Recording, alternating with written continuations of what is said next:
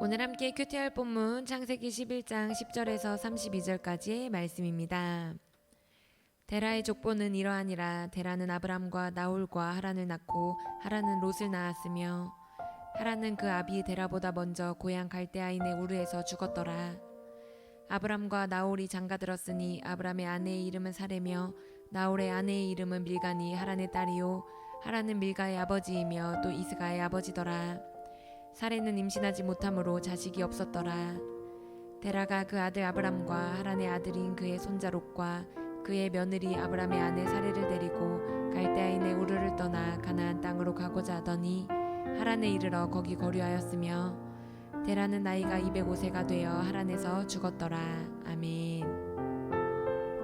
우리는 어제 본문을 통해서 사람들이 하나님의 영광과 이름이 아니라 자신들의 영광과 이름을 위해 살아가는 모습을 보았습니다.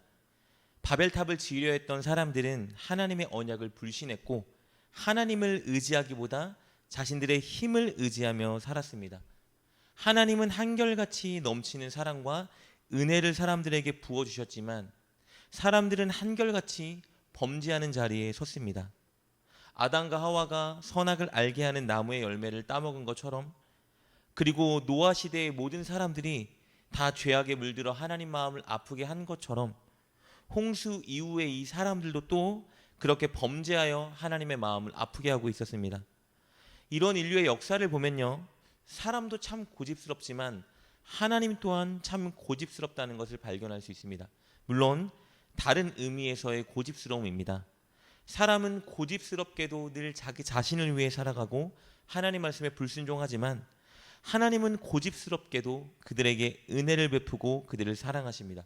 그리고 무엇보다 하나님은 창조 때 꿈꾸셨던 그 프로젝트를 고집스럽게도 끝까지 진행해가고 계십니다. 기억나시죠? 그 프로젝트는 사람들을 땅 끝까지 흩으시고 흩어진 그 사람들을 통해서 하나님의 임재와 영광을 온 땅에 가득하게 드러내는 것이었습니다. 어제 본문에서 흩어진 사람들이 결국 바벨탑을 지으면서 하나님의 이 창조 프로젝트에 제동을 거는 것을 살펴보았습니다. 이런 자들을 통해서 하나님이 어떻게 하나님의 영광과 하나님의 성품을 드러낼 수 있겠습니까? 그러나 하나님은 굴하지 않으시고 당신의 창조 프로젝트를 또 가동시키십니다. 그것을 위해 한 사람을 선택하시는데요, 그 사람은 본문에 나온 우리가 너무 잘 아는 아브라함입니다. 그는 오늘 본문에 열거되고 있는 셈 계보의 한 사람입니다.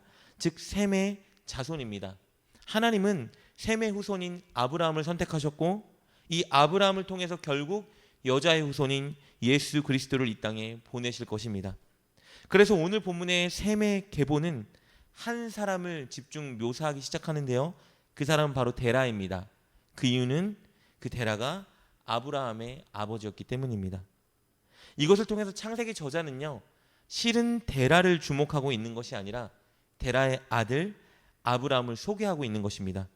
다음 장부터 본격적으로 시작될 아브라함의 배경을 설명해주고 있는 것입니다. 그런데 오늘 본문을 보면요, 하나님께서 아브라함을 선택하신 것이 굉장히 의아합니다. 두 가지 이유 때문인데요, 그 첫 번째 이유는요, 아브라함이 우상숭배 집안의 자식이었기 때문입니다. 그의 아버지 데라는 갈대아인의 우르라는 지역에 살고 있었는데요, 그곳은 우상숭배가 정말 가득한 곳이었습니다. 학자들은 그곳 사람들이 특별히 달의 신을 숭배했었다고 주장합니다. 문제는 아브라함의 아버지 데라도 우상숭배자였다는 것입니다. 이 사실은 여호수아의 말에 의해 분명히 증명되는데요, 여호수아 24장 2절에 이렇게 기록되어 있습니다. 여호수아가 모든 백성에게 이르되 이스라엘의 하나님 여호와께서 이같이 말씀하시기를 옛적에 너희의 조상들 곧 아브라함의 아버지 나홀의 아버지 데라가 강 저쪽에 거주하여 다른 신들을 섬겼으나, 하나님이 이 땅에 당신의 프로젝트를 완성하기 위해서 택한 이 아브라함이라는 사람, 그의 아버지는 우상숭배자였습니다.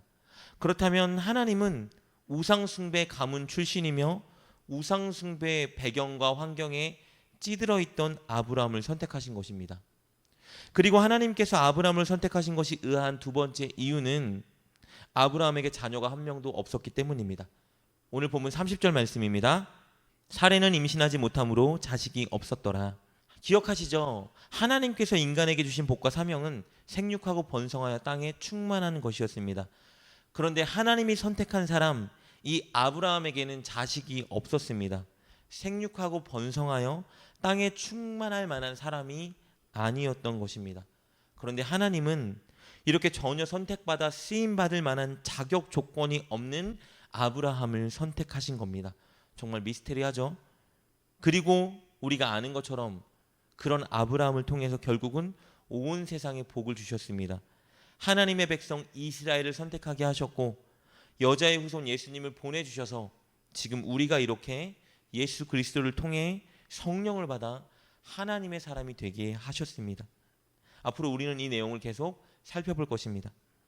그렇다면 우리는 오늘 본문을 통해서 중요한 진리를 발견할 수 있습니다.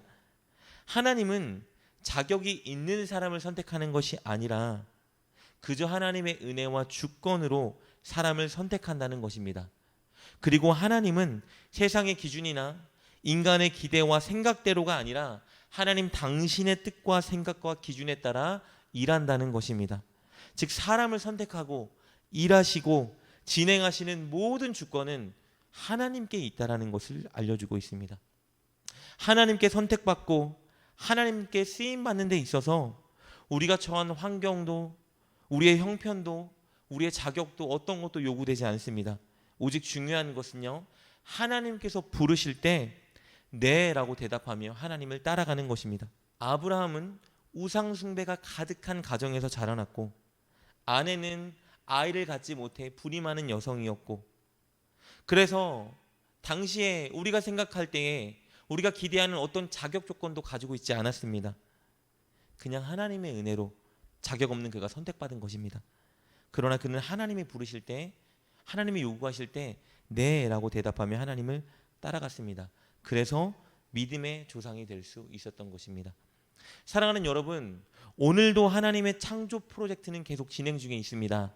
하나님은 우리 삶의 현장에 있는 모든 사람들을 포함해서 온 세상이 하나님의 성품을 알고 하나님의 영광을 보길 원하십니다. 그 일에 저와 여러분을 사용하길 원하십니다. 우리가 자격이 있어서 그 일에 선택된 것이 아니라 그저 하나님께서 당신의 은혜와 주권으로 우리를 선택하신 것입니다. 그러나 우리에게는 한 가지가 요구됩니다. 하나님께 네라고 답하며 하나님을 따라 나서는 겁니다. 삶의 현장에서 하나님 말씀에 순종하고 삶의 현장에서 만나는 사람들에게 하나님의 성품을 실천하고 드러내어 그들을 감동시키고 하나님께로 인도하는 그 일에 네라고 답하면 되는 것입니다. 꼭 하나님의 주권과 은혜로 선택된 것을 감사하며 오늘 하나님의 꿈을 이뤄드리기 위해 하나님 요구에 네라고 답하는 여러분 되셨으면 좋겠습니다. 여러분의 말과 행동을 통해 오늘 삶의 현장에서 하나님의 성품을 드러내시고 사람들을 하나님께 꼭 인도하기 위해 애쓰는 여러분 되시길 주님의 이름으로 축복합니다. 기도하겠습니다. 하나님, 자격 없는 우리를 하나님의 자녀로 선택해 주시니 감사합니다. 하나님의 주권과 은혜에 감사하며 하나님께 늘 네 이렇게 대답하는 우리가 되게 하여 주옵소서. 하나님 말씀에 순종하고 사람들을 잘 섬겨 우리 주변의 모든 사람들에게 하나님의 성품을 드러내고 그들을 하나님께 인도하는 우리가 되게 하여 주옵소서. 예수님의 이름으로 기도드립니다. 아멘. 오늘 말씀을 통해 깨닫고 결단한 것은 무엇입니까? 그것을 붙들고 하나님께 기도합시다. 그리고 그렇게 실천하며 하루를 살아가는 여러분 되시길 주님의 이름으로 축복합니다.